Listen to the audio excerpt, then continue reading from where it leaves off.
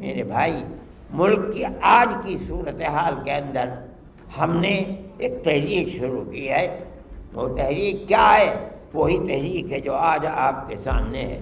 ہم یہ دیکھ رہے ہیں کہ ملک کے اندر فرقہ پرستی اتنی طاقت کے ساتھ ابھر رہی ہے کہ وہ اقلیتوں کو ملک کے اندر جینے کا حق نہیں دے رہی ہے۔ آج ہماری یہ آواز ایک بڑی مختصر سی آواز ہے۔ یہ آواز ایسی ہے کہ صرف اس ہال کے اندر ہم اور آپ بیٹھے ہوئے ہیں، جس میں 400 آدمیوں کی گنجائش ہے، لیکن ہم خدا کی ذات سے یہ توقع رکھتے ہیں کہ ہماری یہ مختصر سی آواز جو آج ہم اور آپ بیٹھ کر رہے ہیں کہ فرقہ پرستی کے گلے کو اس ہندوستان کے اندر ہمیں گھونٹنا ہے۔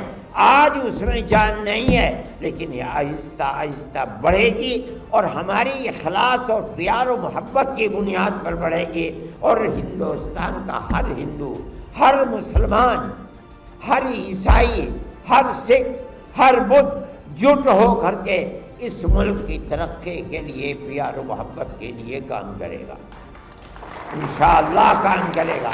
اور جس طرح ہماری وہ تحریک کامیاب ہوئی تھی ملک کو آزاد کرانے کی، یہ تحریک بھی انشاءاللہ کامیاب ہوگی، ہم رہیں یا مر جائیں، مگر ہمارے اخلاق جو کھڑے ہوں گے وہ اسی چیز کو، تحریک کو لے کر کھڑے ہوں گے اور پیار و محبت کی زندگی کو اجاگر کریں گے، اور یہاں ہر شخص پیار و محبت کے ساتھ رہے گا۔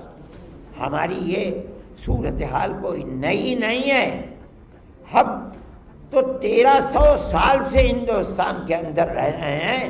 ہندوستان کے گاؤں درگاؤں ہم ہندو، مسلم، سکھ اور عیسائی ایک ساتھ رہتے تھے، پیار و محبت کے ساتھ رہتے تھے، لیکن آج کی فرقہ پرستی نے ہماری اس پیار و محبت کو آگ لگانے کا کام کیا ہے۔ ہم اس کے مخالف ہیں اور اس کی مخالفت میں جمعیت علماء ہند کام کرتی ہے۔ میں آپ کا اور اسٹیج پر بیٹھے ہوئے اپنے بڑوں کا شکریہ ادا کرتا ہوں۔ ہمارا مقصد صرف یہ ہے، نہ الیکشن لڑتے ہیں نہ الیکشن لڑاتے ہیں، ہمارا کوئی کام الیکشن سے نہیں ہے۔